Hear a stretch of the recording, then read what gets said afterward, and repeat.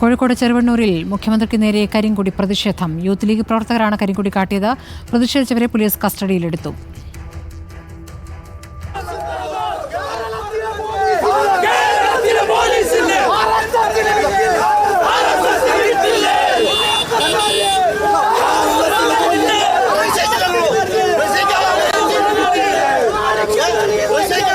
സാനിയോ മനോമി വിവരങ്ങളുമായി. സാനിയോ, ഇതിപ്പോൾ മുഖ്യമന്ത്രിക്ക് നേരെ കരിങ്കൊടി പ്രതിഷേധമുണ്ടാകുന്നത് ഇന്നിപ്പോൾ രണ്ടാമത്തെ തവണയാണ്. ആദ്യം യൂത്ത് കോൺഗ്രസ്സുകാരായിരുന്നത് കണ്ണൂരിൽ, ഇതിപ്പോൾ കോഴിക്കോട് ചെറുവണ്ണൂരിൽ യൂത്ത് ലീഗ് പ്രവർത്തകരുടെ പ്രതിഷേധം.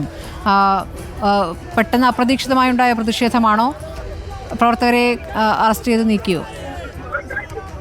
പെട്ടെന്ന് അപ്രതീക്ഷിതമായി ഉണ്ടായ ഒരു പ്രതിഷേധം തന്നെയാണ്. പോലീസിനെ സംബന്ധിച്ചിടത്തോളം പോലീസിൽ വിവരമൊന്നും ഉണ്ടായിരുന്നില്ല. പക്ഷേ മാധ്യമപ്രവർത്തകരോടടക്കം എവിടെയാണെങ്കിലും കരിങ്കൊടി കാണിക്കുമെന്നുള്ളൊരു വിവരം ഉണ്ടായിരുന്നു. പക്ഷെ എവിടെയാണെന്ന് കൃത്യമായി പറഞ്ഞിരുന്നില്ല.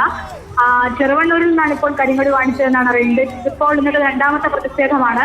കണ്ണൂരിൽ നിന്ന് അല്പസമയം മുൻപ് മുഖ്യമന്ത്രി കണ്ണൂരിൽ നിന്ന് പുറപ്പെടുന്ന സമയത്ത് യൂത്ത് കോൺഗ്രസ് പ്രവർത്തകരാണ് ആദ്യം കരിങ്കൊടി കാണിച്ചത്. പിന്നീട് ഇപ്പോൾ ചെറുവണ്ണൂരിൽ, അതായത് ഫറൂഖിലെ PWD റെസ്റ്റ് ഹൗസ് ഉദ്ഘാടനം ചെയ്യാൻ പോവുകയായിരുന്നു.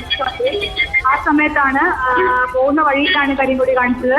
ഏതായാലും പ്രവർത്തകരെ ഇപ്പോൾ അറസ്റ്റ് ചെയ്ത് നീക്കിയിട്ടുണ്ട്. 5-ലേറെ പ്രവർത്തകരെയാണ് അറസ്റ്റ് ചെയ്ത് നീക്കിയിരിക്കുന്നത് എന്നാണ് നമ്മളിപ്പോൾ മനസ്സിലാക്കുന്നത്.